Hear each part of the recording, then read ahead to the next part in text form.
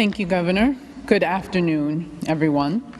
To get us started, as the Governor said, we have 311 new cases today. This brings our case total to 2,967. Sadly, we do have 10 additional fatalities to report as well. We now have 73 COVID-19 associated fatalities. 2 of these people were in their 50s, 1 of them were in their 70s, 5 of these people were in their 80s, and 1 was in their 90s.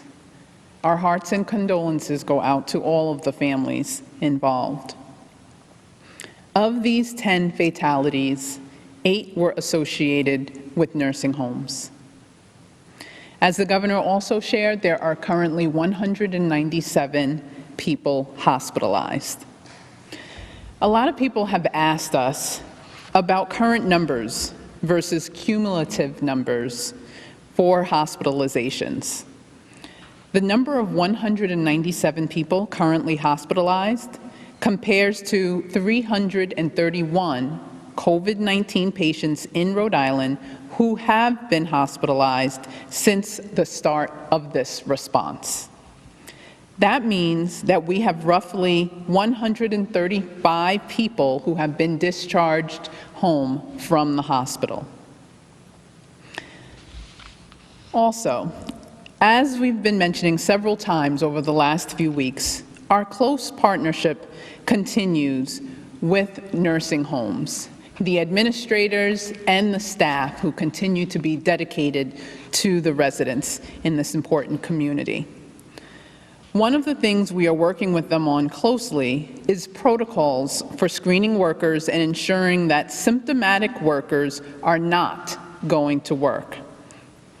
We all know that people who have symptoms need to stay home and recover safely there. That especially applies to our healthcare workers working in nursing home and other similar facilities. What that means then is that nursing homes are in need of staffing support. This is true across several of our congregate setting environments as well. If you are a retired nurse, a certified nurse assistant, a CNA, or any other healthcare worker who for any other reason is able to help in a nursing home right now, we need you. Please visit www.riresponds.org. Repeating it again, that's www.riresponds.org.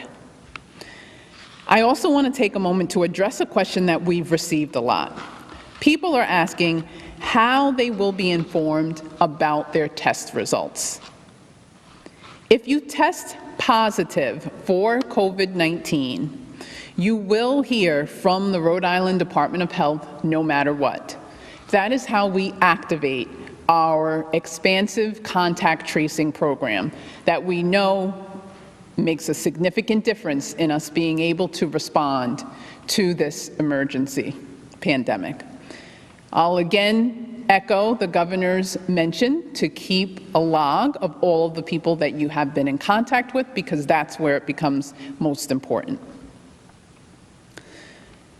A small group of people have been getting their tests at hospitals, at Rhode Island Hospital, at Kent Hospital, or the Newport Hospital swab collection sites. Those folks will be able to call us at the Rhode Island Department of Health for their results. They tend to be the smaller group of folks who are healthcare workers in one of the settings or able to get there because they are from a nursing home or other congregate setting. If you get a test ordered from your healthcare provider and you went to a drive-up testing site at URI, CCRI, or Rhode Island College, the healthcare provider who ordered the test is who will call you with your test results. We want to make sure that that connection is understood. The healthcare provider who orders the test is the person who will have the test results to be able to give you.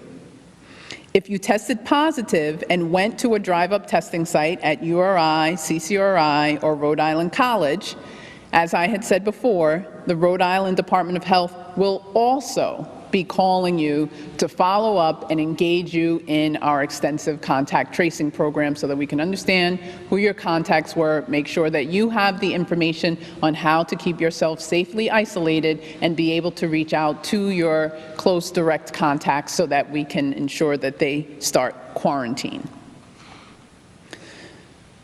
We need to make sure that you understand and the folks who were in contact with you, close direct contact with you, have a clear understanding of the quarantine and isolation guidance. Finally, anyone who tested at the CVS rapid testing site at Twin River Casino will get test results before they leave the site. It's a rapid turnaround, and those are how they will receive their testing results. That will also be the case with what the governor mentioned, that we are moving towards being able to get out into communities and make testing accessible for vulnerable populations and members of communities that have not been able to get to those testing sites. If it is the rapid test, you will get the testing results right then and there.